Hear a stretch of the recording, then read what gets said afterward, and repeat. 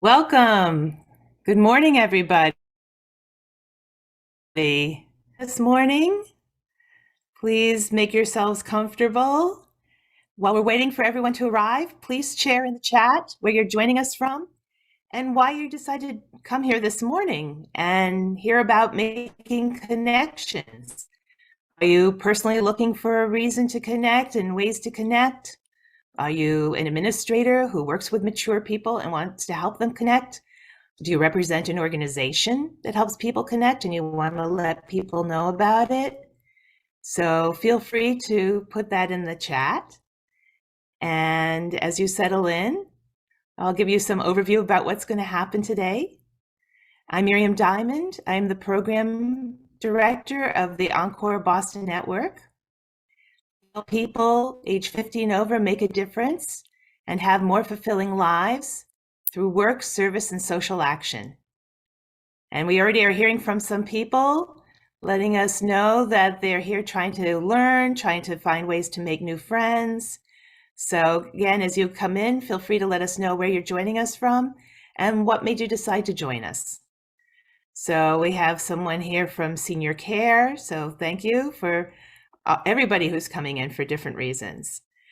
So you can join the Encore Boston Network and learn more about us at our website, encorebostonnetwork.org. That's how you signed up. And everything is free. Our organizations are free, our newsletter's free, our programs are free. You don't get bargains like this so much anymore. So it's wonderful to be able to be part of this organization. This event is being recorded with the exception of the breakout rooms. And that's helpful because if you hear something, you don't have to hurry and write it down or enter that website or something like that. You can come back to it later. If you have to leave early or if you have someone you want to share this with, we will send you the link sometime next week with a bunch of resources. We are collecting some wonderful resources on the topic. If the closed captioning will be helpful for you, please turn it on. We also encourage you to add your comments, react, and submit questions throughout the program. If you have a question, it's helpful if you preface it with the word question in capital letters beforehand so we can spot it more easily. And our topic today is making connections to beat the blues. We want to offer strategies, insights, and opportunities for making personal connections so you can have a more fulfilling, happier life. We'll have interactive presentations by experts and a breakout room for discussion and to give you a chance to make connections.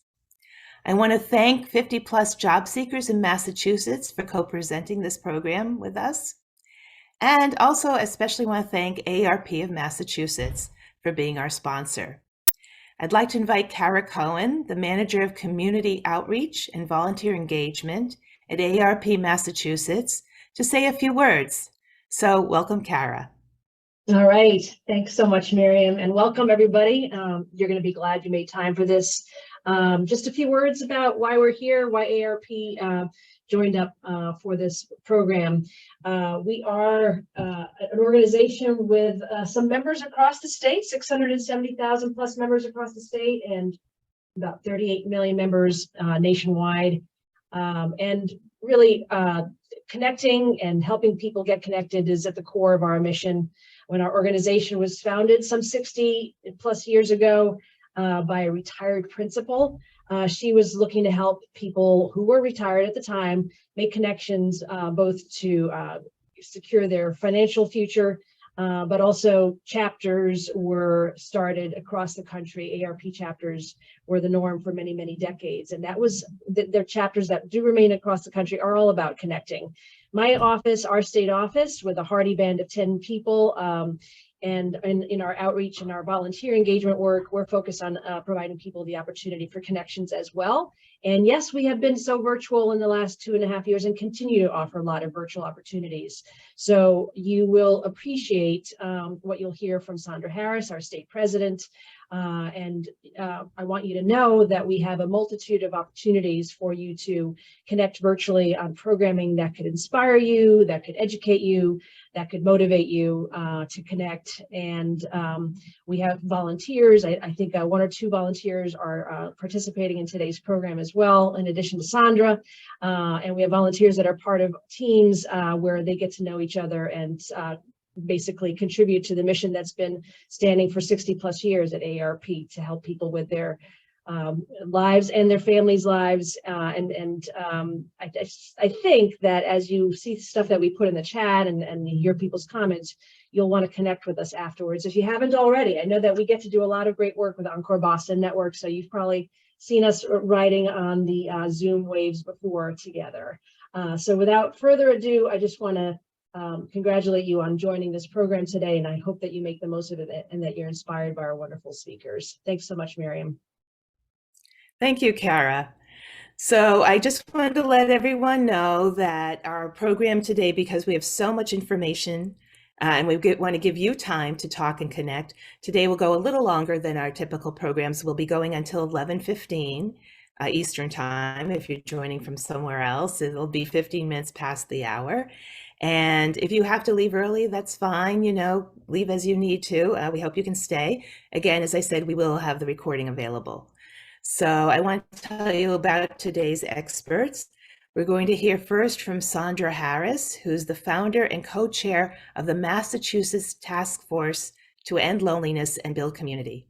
She's also a member of the Commit to Connect National Network of Champions, and as we heard, state president of AARP Massachusetts. Following Sandra, we're going to hear from Amy Avragun. Amy is a seasoned workshop presenter. You may have seen her at previous workshops here on Encore Boston Network. She's worked with both nonprofit and for-profit organizations. She has a background as a career coach, and she's an expert on positive psychology, and her aim is to help people make positive change in their lives. So I will now turn things over to Sandra. Thank you, Miriam, and good morning, everyone. It is certainly my honor to have this opportunity to share the work that we're doing on the task force. Loneliness is an emotion that we have all had to endure from time to time. If you're feeling blue, especially during this time of the year, know that you're not alone, that it is normal. My goal today is to provide an overview of the work we're doing on the task force, to share some lessons we've learned, and to inspire you to allow what is happening in our communities to bring opportunities, connections, fulfillments, and friendship to your life. Next.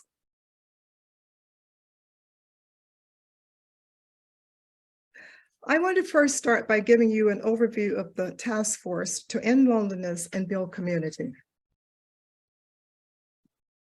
Next.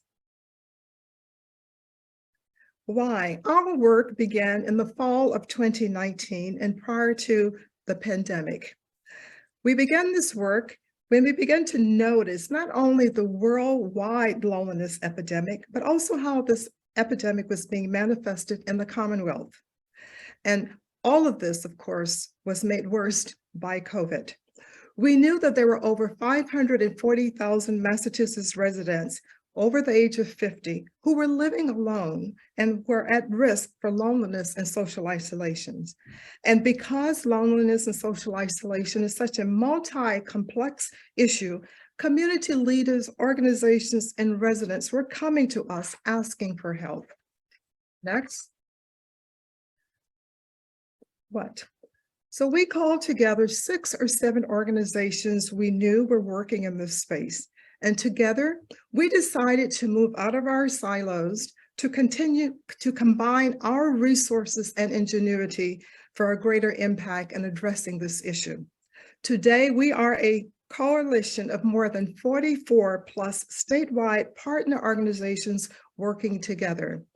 Our mission is to ensure that all residents of the Commonwealth feel connected to their community and enjoy a sense of social well-being. Next. One of the first things that we did was we created guiding principles to direct our work. We wanted to be sure that we were community-based and grassrooted, listening to and understanding the issues from the view of the people in the communities experiencing the problem, and not dictating what to do from our offices and our ivory towers. We wanted a statewide approach, We wanted to include and encourage all interested communities, organizations, and residents throughout Massachusetts to join us. We wanted to build from existing promising practices that were already working. We did not feel a need to start from ground zero. We wanted to share and develop small, simple solutions that could be easily replicated in communities and work to build the evidence that these things were truly working and making a difference.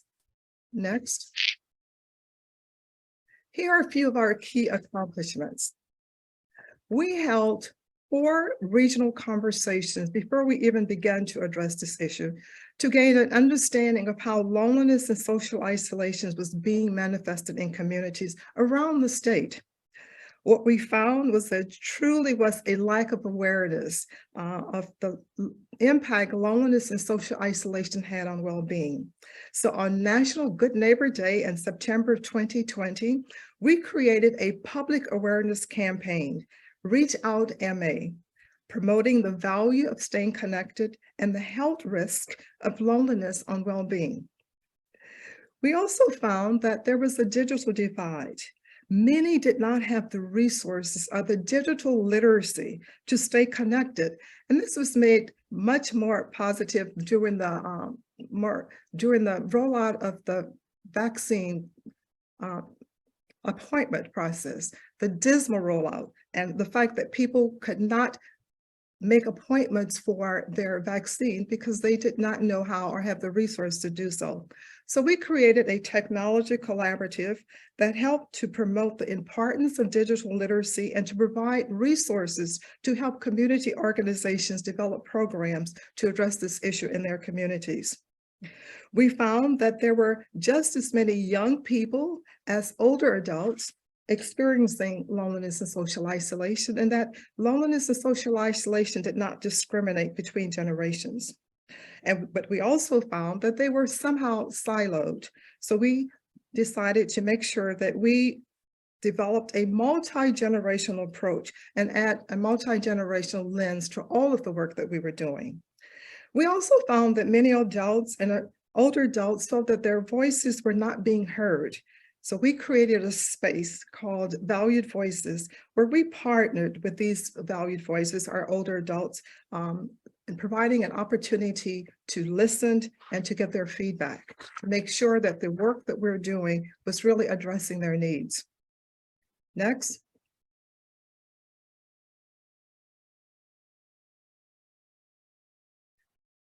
Our Reach Out MA campaign promotes the health benefits of connections and provides some actionable tips using PSAs by public officials and community leaders, social media posts, and newsletters. Also, we share the 10 small ways to reach out in small ways, safe ways. If you have used any of these small ways or share and chat some small ways you have reached out to others or had others reach out to you. So what are some things that you've done maybe to reach out to other people? Anybody want to put something in chat? Are there things that We have people who've emailed people or called old friends. Sending up friendly callers to people who might be isolated. It makes a big difference. Just getting a phone call from someone saying, I care about you, how are you? Checking in on neighbors. And these are indeed the kinds of things that we promote as being small ways to reach out to your neighbors. Our campaign is launched several times during the year where we remind people to continue reaching out in small, safe ways. We also share It's the Little Things, which is a catalog of downloadable activities that we found were working in communities and had promises to work in other communities, encouraging people to try them in their communities. Next. To stay in touch with our members, residents, and community leaders, we host an annual virtual summit on September 28, which is National Good Neighbor Day. In 2020, we had as our keynote speaker, Lisa March Ryerson, who's the past president of the AARP Foundation.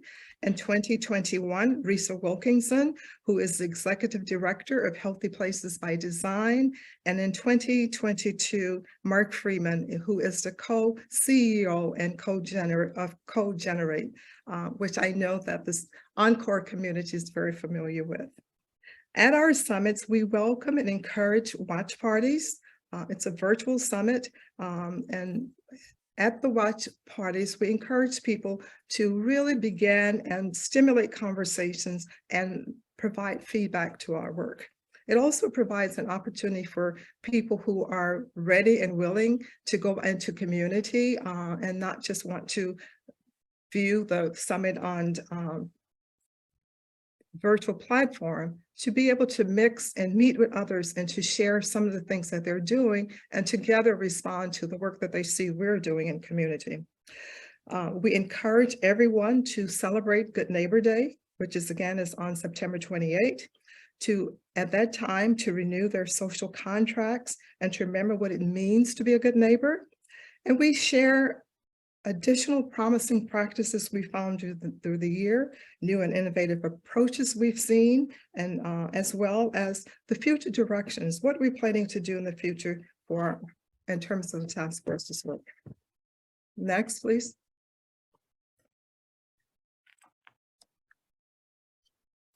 We have created and host a monthly TV series on community media channels across Massachusetts. There, we explore themes related to loneliness, social connections, and healthy aging. And you can visit us and look at some of our past episodes at www.nlonelinessma.com/TV series. Our upcoming February, Turning Connections Inward, addresses the importance of self-love and self-care during February, the month we all celebrate love. In March, Staying Engaged Through Lifelong Learning promotes the value of lifelong learning and how it helps to bring meaningful connections to one's lives. Next, please. Here's some areas that we're focusing on as we move forward, beginning in 2023. Next. As we continue our on-the-ground efforts, we know it's just not enough to ask people to reach out. We must address and advocate for changes to those systemic structures leading to loneliness and social isolations. And these include, but are not limited to, a lack of socially connected and culturally relevant outdoor and public spaces that are safe and welcoming. We're very proud to say that with the financial support of the John Hancock Foundation, we are piloting 2 Activate Boston projects, and we expect to include 2 additional pilots promoting outdoors and public spaces where the community members come together and create spaces where people can gather, feel safe, and feel welcoming. The other thing that we are doing is we're promoting Happy to Chat Benches, which is a program that has been extremely successful in the UK.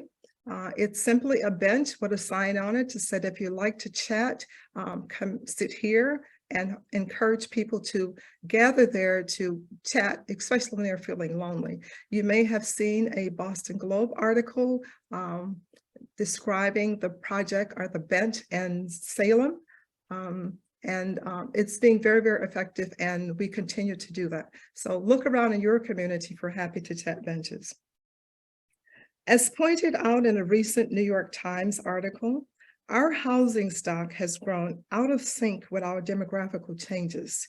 We need to look at new housing options like accessory dwelling units, more intergenerational models, home sharing and co-sharing models, housing that's affordable and accessible, and that offer people opportunity to live closer together and to stay connected.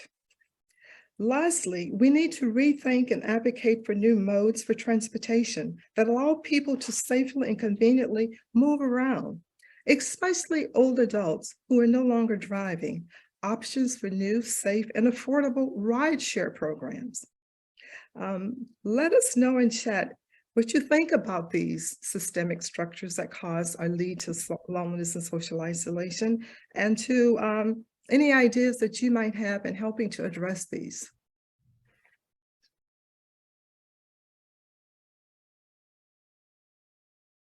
Has Miriam? anyone used or seen one of the benches? I would love to hear about that.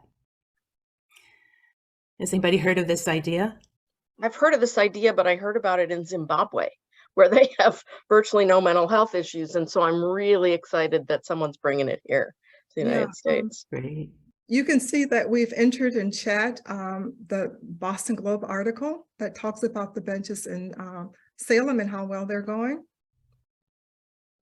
The other thing that we're finding is this is not new to the US. We're finding that a lot of schools have benches for young people who are feeling they don't have friends, and that they're being very successful in schools as well. They're called buddy benches, I think, but it's the same concept.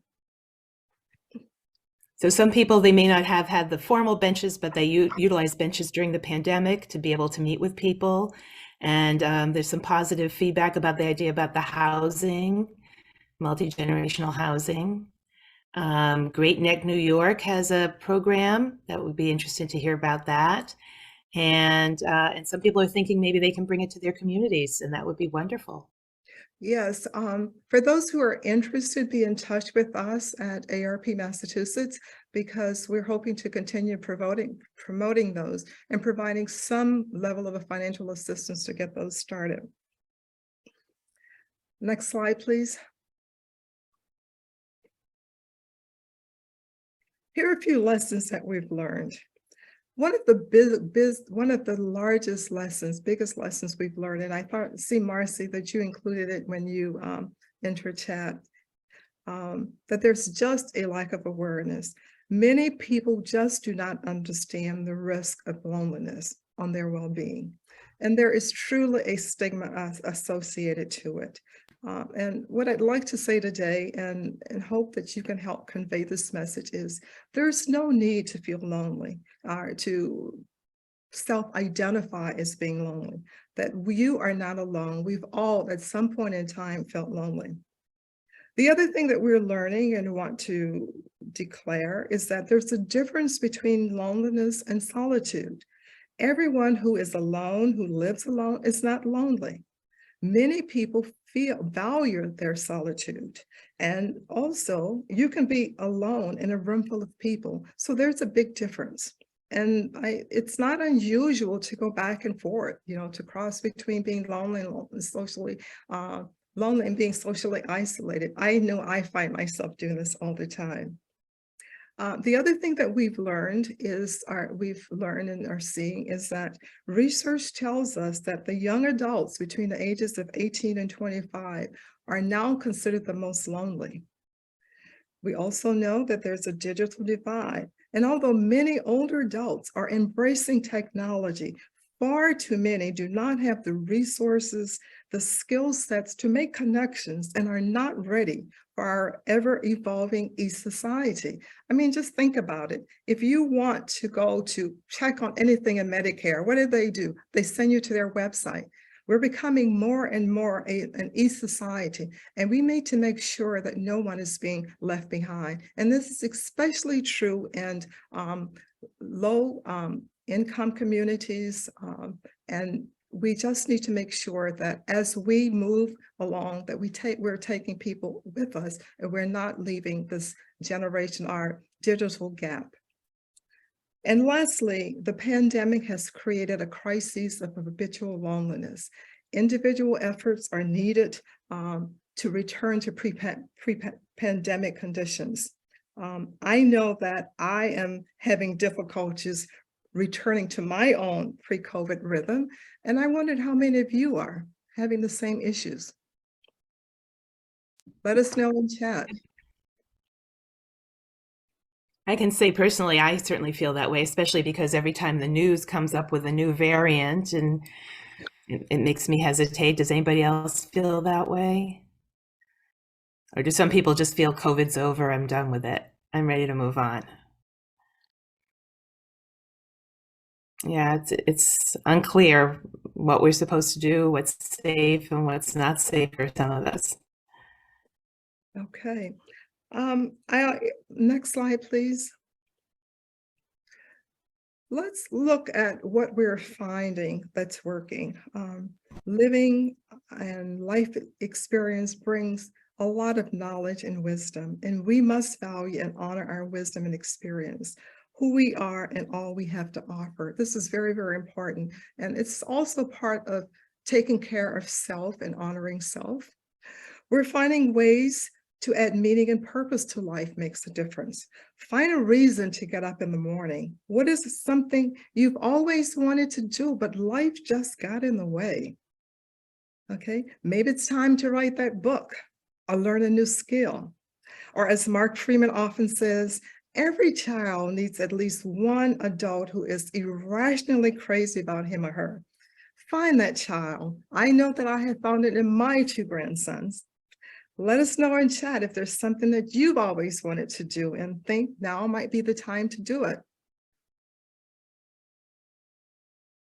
Has anyone ever wanted to write a book and think now might be the time to do that?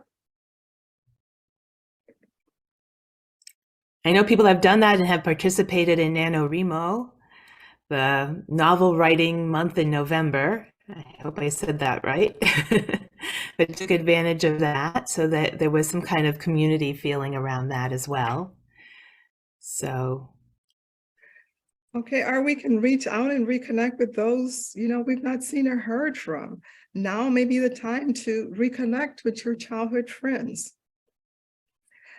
We're finding that volunteering and giving back to the community makes a difference, not only in the life of the people you're helping, but also a big difference in your life.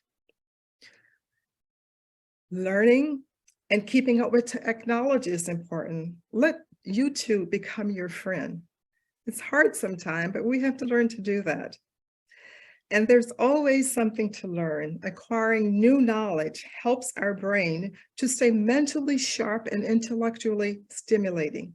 Lifelong learning also helps us to connect with people of similar interests, allowing us to meet new friends. Pickleball, anyone?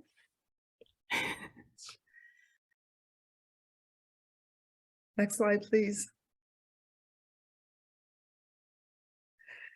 These are just samples of the work being done in communities in the Commonwealth. I hope that you have been inspired to join this movement in your community. Here you have some links, and we will also include those in chat where you can get more information. I call your attention to connecttoeffect.org, a program of the AARP Foundation.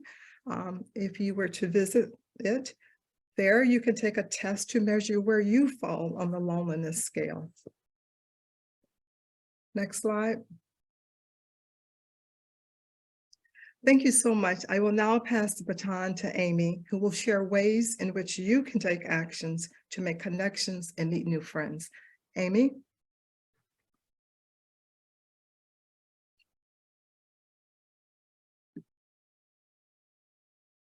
Can't hear you, Amy.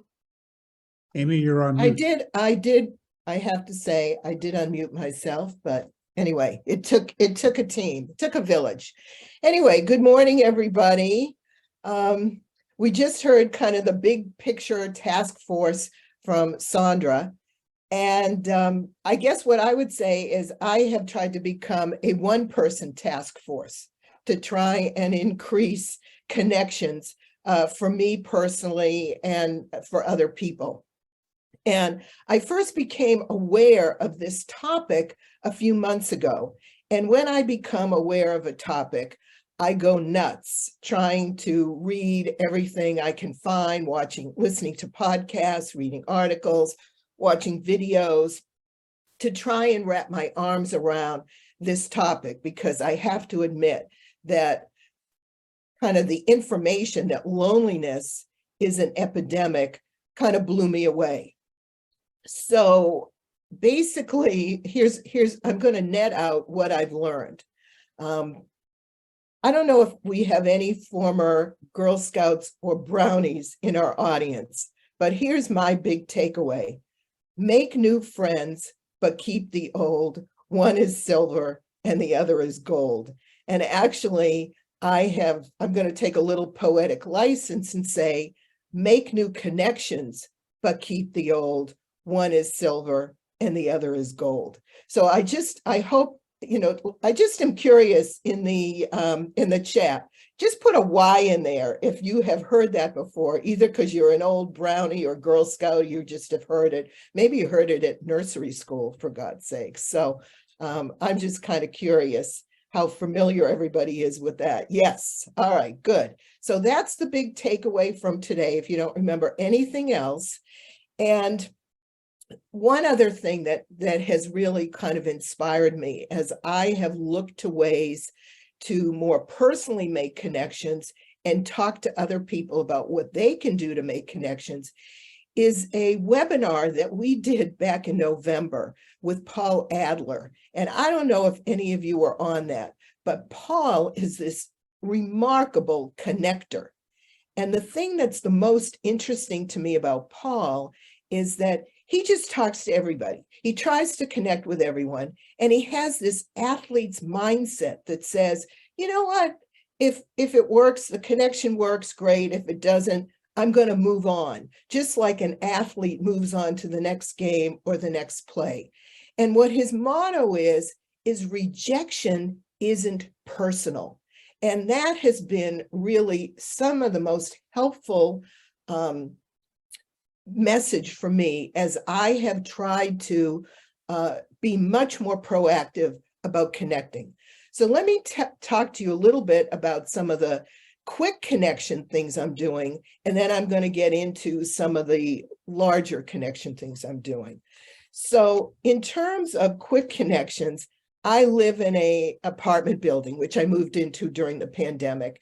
And it's not the friendliest place, to be honest. So I am trying to smile and say hello to people just in my building and in the elevator, and all of the people. The friendliest group are the dog people. But then the other thing I'm just trying to do is, if I take a walk every day and I'm just trying to smile at the people that I see. And yesterday I had a great opportunity to make a quick connection, which was, momentary. But if you live in the Boston area, yesterday was a beautiful day for a walk. It was about 50 degrees in the afternoon. And I happened to see a guy loading his golf clubs into his trunk. And ordinarily I would have just said to me, golf in January, that's kind of cool. My father would have liked that. But instead, I called out across the street to the guy and I said, hey, golf in January. And I got a big smile from the guy. And he said, yeah, you got to love it. So what I'm trying to do, what I'm trying to say here is, I'm trying to make very quick connections with people just so they can feel seen and heard. Or not even heard, just seen. So and maybe a little special, and maybe make them feel a little bit happy. Something else that I'm doing is I'm just trying to thank people. So I had a very positive customer service situation with my cable provider, RCN. And this was very different than all the other interactions I've had with them. So I thanked the woman and I told her that I thought she really was so good at this and had done a great job. And I could just tell from her response that she was just elated to have somebody recognize her.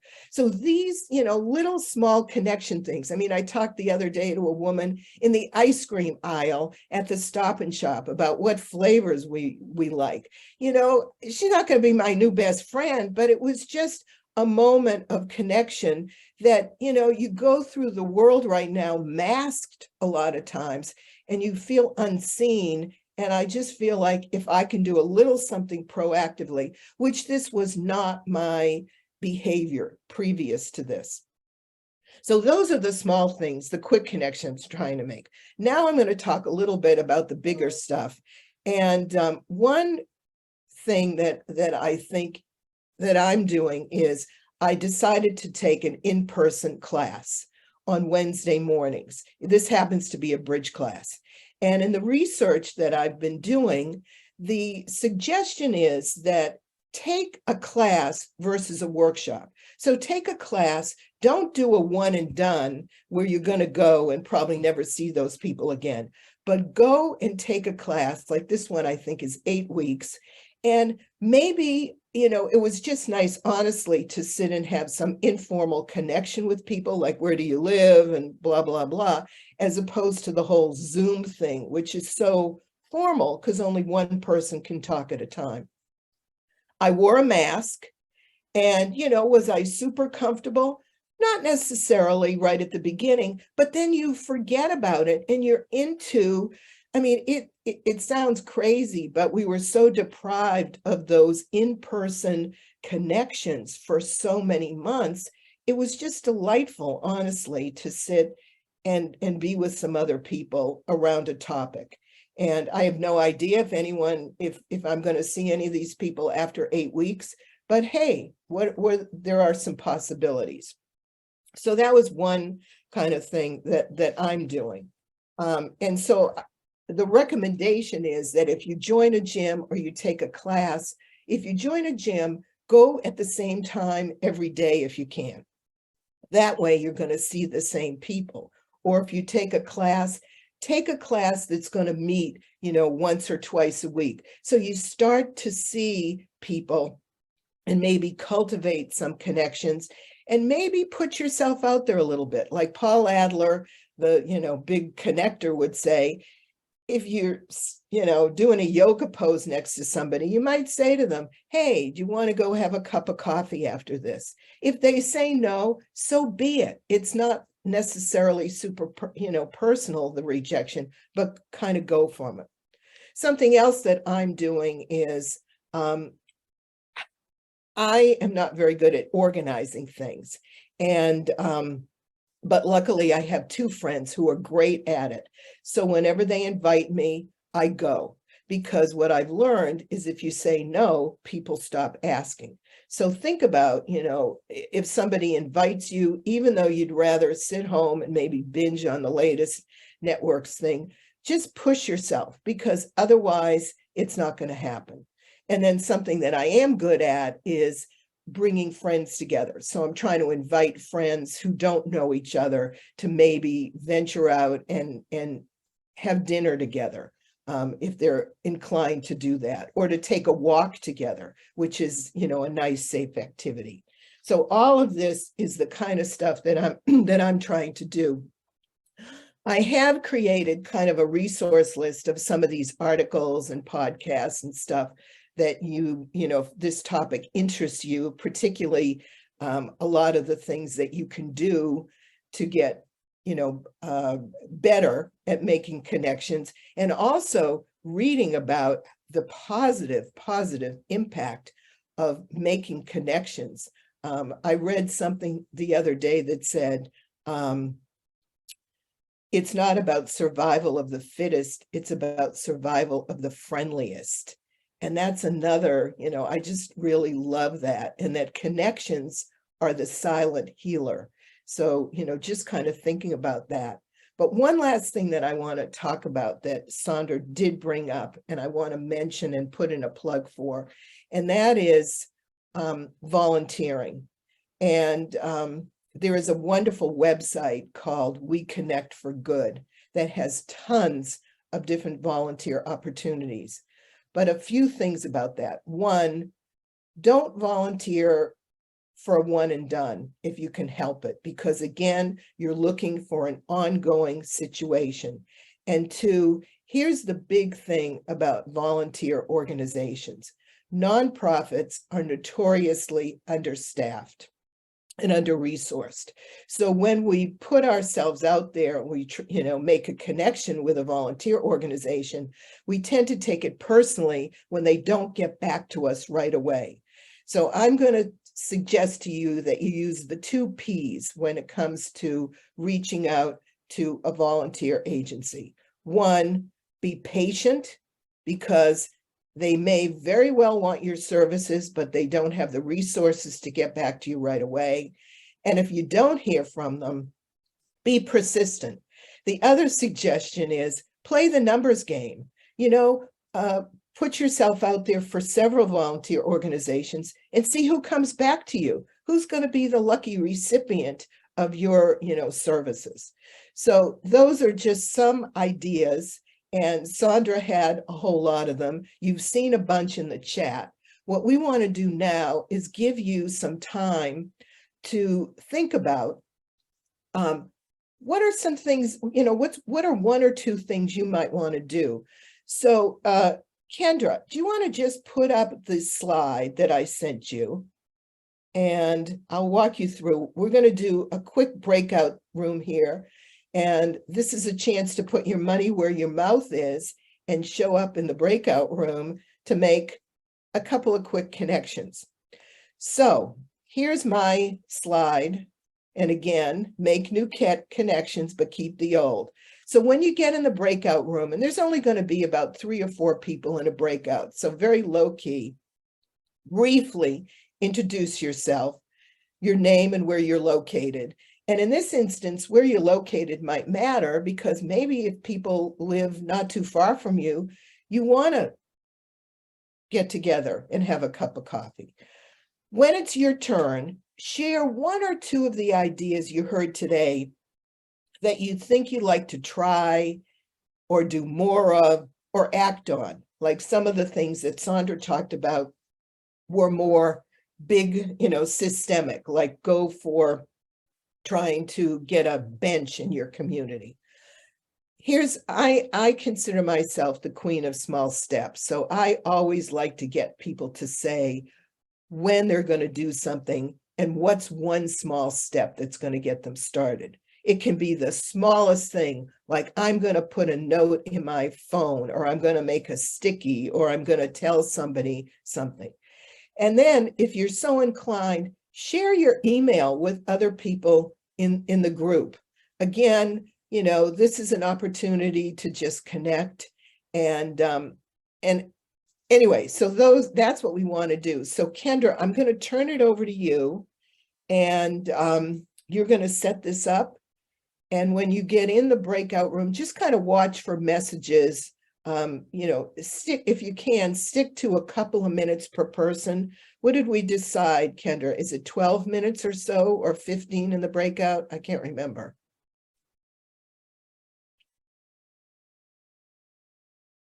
Miriam, do you know how much time? We can do whatever amount of time you want. I had 12, but I can certainly change it. Well, why don't we do, let's start with 12. So people, let's, about 3 minutes a person. How's that? So let's go for it right now. All right, everybody.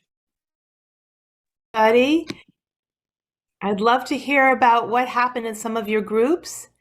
And if some of you would like to unmute or stay unmuted and report back about your group. I can't see everyone on screen, so I think just start talking and hopefully one person will talk at a time. Who would like to tell us a little bit about the discussion you had? I'll go. I had a Okay. great group. So it was Doug, Taylor, and myself, and we talked about I think we built on each other's ideas, and one of our big takeaways was all 3 of us are planners. So you have to, this doesn't just happen, but you have to plan for connection and avoiding the isolation. And all 3 of us had different takes on how to do that. But my takeaway is planning and being mindful of it. And what kind of things do you plan? Can you give examples? So get-togethers with coffees, being involved in community. So Taylor's involved in an affordable housing initiative, and we made a connection because I used to be involved with an affordable housing group in Provincetown. So I know the challenges specifically to the Cape. So we made a personal connection in addition to the bigger one, but and then Doug was talking about classes and his, whether you're in one location or 2 locations, if you're a snowbird, can make additional challenges. So I thought it was a great discussion. I had the Great. same Well, thought thank you, David. about planning. I think that's really, really important. I know I've matched up with a woman that I meet with once a week, and if we did not have a set time, and to me, what's important is to have the same day and the same time every week, and that way we don't miss it. You know, if you don't plan for it, it's not going to happen. What So like Taylor- putting on your calendar, like an appointment. Mm-hmm. This is Julia Wolf from St. Paul Ramsey County Public Health. Thank you for having me all the way from Minnesota. I'm also a planner, and one of the gifts that I have is that I have brought together, that's one of the things I do. I'm not an expert in anything, but I'm really good at bringing people together. And so I bring service providers together to work on the healthy aging process. And what I can do as part of that process, we are about to take sessions to community and have them help us design what they would like. And so it's a room full of service providers and community members, and I don't have to start those things. I can bring them there and say, hey, let's brainstorm how to do this. And brainstorming is a great way to build connections because everybody brings their perspective and people appreciate each other. And you can do no holds barred initially, you know, let's just think pie in the sky before you narrow it down. And that's really a great way to start connecting with other people. So thank you. I want to build on a little bit on what David said also. I've read a lot of research on friendship and connections and having a common cause sometimes, something you believe in. So you're talking about housing issues, any other issues, whether it's political, whether it's social, whatever it is, if there's something that you feel is important to you, sometimes that's a really good way to connect with people who share your passions. Would another group like to weigh in on what you discussed? I'll go, Miriam. Thank you, Sandra. Good. I was in a group with Carol, Heidi, and Nancy came to us, is coming to us from Colorado. And primarily our conversation surrounded returning and feeling comfortable returning and getting back to the pre-COVID rhythm. Most of us felt that we were reluctant to kind of begin to branch out and participate in many of the activities that we were participating in prior to COVID. And one is just looking for a new job and having difficulties finding a new job. Another felt that there's difficulty, especially in ageism, and ageism that's being found in our 5 generational workforce. And one other is looking for ways to make connections, and primarily is looking at considering. So some of the things that we talked about moving forward is, first of all, embracing, as my young people tell me, to just embrace my dopeness, right? And the fact that we all have a lot to offer and we have a lot of wisdom, and to embrace that. And moving forward, and then to begin using our volunteering to get slowly back, even if it's just an hour or a day a week, just beginning to take those small steps to kind of get back into that rhythm. So those kinds of things that we talked about in our group. Thank you. Sounds like a very productive group. So we have about 15 minutes left. I want to turn it over to your questions. I have already seen some questions in the chat. I want to invite people to add questions, and you can preface it with question, it'll jump out. But a couple of the questions I have, one question was, are there meetup groups specifically for people 50 and over? Is anyone familiar with that? Kara, Sandra, have you heard of anything specifically for this group? Are people, and I just want to say, people may not all be aware, Meetup itself is an organization, a specific website where anybody can register a group. So you could start a meetup.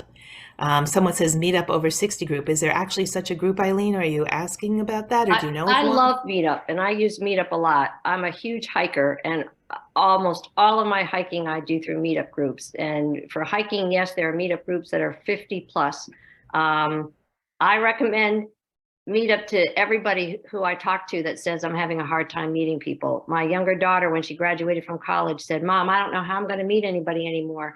I say, what do you like to do, Allison? I like to play volleyball. So she found a meetup group that, once a week she would go and play volleyball. The interesting thing I find is that many of the people I meet on those activities have partners or significant others who don't enjoy doing the same activity as they do. So meetup is a great way to still get out and be with people and do what you love to do, even though your spouse might not like to do that or your partner. For those of you who aren't familiar with Meetup, you can look for your geographical area, you can look for your interest area, and there are definitely groups that are 50 plus.